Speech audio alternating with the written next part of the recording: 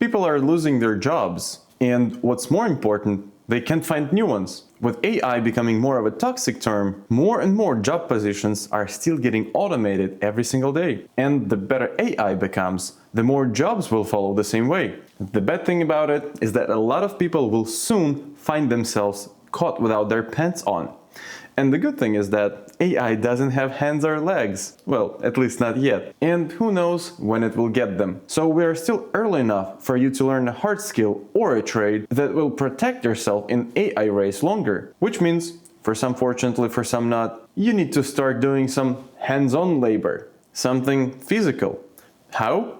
That's why I'm here. Hi, my name is Dmitry. I own and run 2 successful appliance repair companies in 2 different states. And I am going to show you why you might want to also open a field business, and we'll give you exactly 3 easy steps that will help you to do that. So, first of all, forget work with your head and not your back nonsense you have been told by your parents. Our parents are from a different generation, and so they think in a different way. They are just old. In their heads, it's better to sit all day in the office typing the buttons on the keyboard. They will choose stability over opportunity 9 out of 10 times. And nothing wrong with that. It's just an old approach. But in the past, there was no AI technology that was competing with human at typing buttons faster. So the office job was a safe source of income for a majority of people for a quite long time. And today, it's all changed. Just done. A huge part of office-type jobs is destroyed. It started in 2020 during the lockdown, and it continues today during AI craze. No matter what you do, as long as the majority of your job consists of thinking or communicating, there is a great risk of your position become obsolete and eliminated. Do you know something that cannot become obsolete? Food. People must eat to survive. If they can't eat, guess what? They are done. The bad thing about food is that most of it gets spoiled very quickly. And to prevent this from happening, people invented refrigerators. I could bet my money on that every single one of you watching this have a fridge in their kitchen. Some of you might even have 2, and they are expensive.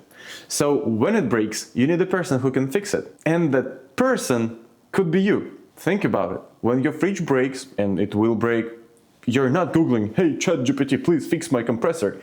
You're calling a real human with tools in their hands.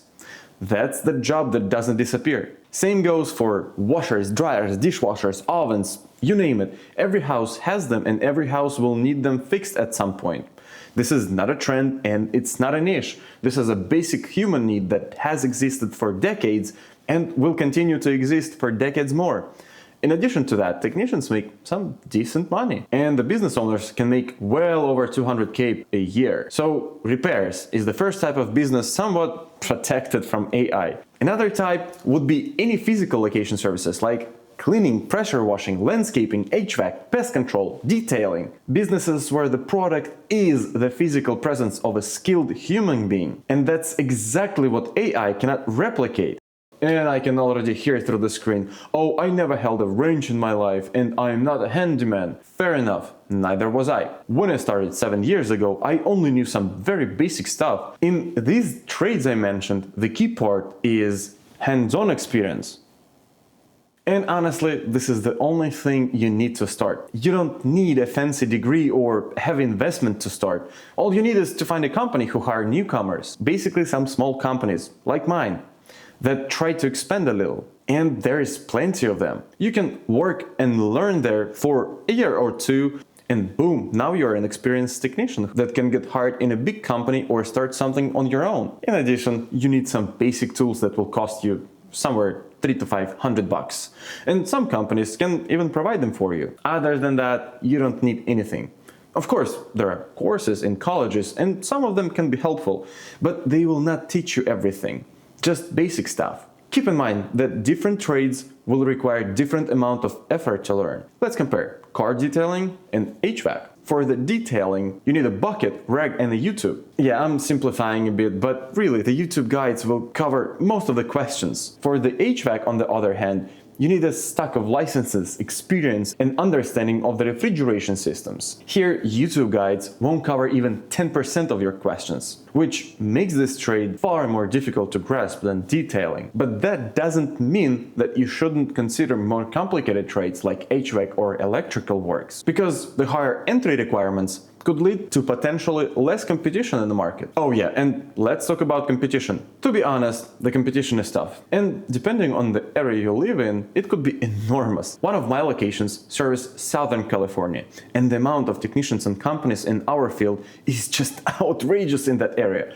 But if you are not from SoCal, or if you live in a smaller town, you would find yourself in a great place among competitors. I also worked in California just off the coast, and I felt pretty comfortable there doing business. So yeah, there are some oversaturated areas like San Diego, LA or San Francisco, but hey, people start somehow. You can figure it out. And if you're not from one of those areas, it will be much easier in the beginning. Another concern I had when I was starting the company was, what if no one calls and I wouldn't make any money? Well, I guess this is just a common thought that circled across the mind of every sane person starting any type of business. And instead of distancing yourself from this type of questions, you actually should embrace it. You should acknowledge and accept the risks that you take. Businesses never come with guarantees and are not worry-free at all. In fact, it's always like a full send risk-on mode. Now, let's go through the steps that you will take to choose the trade of your own. How do you even position yourself to minimize the risks? The first and the most crucial one is going to be determine your skills and abilities. And be honest with yourself. Have you even ever held tools in your hands? Are you muscular and strong or not so much? Will you be able to work for several hours on a single task? What if that task is not getting done for any reason? Will you be calm about that? Or will be running and throwing tools at the customer? Have you ever worked with people before?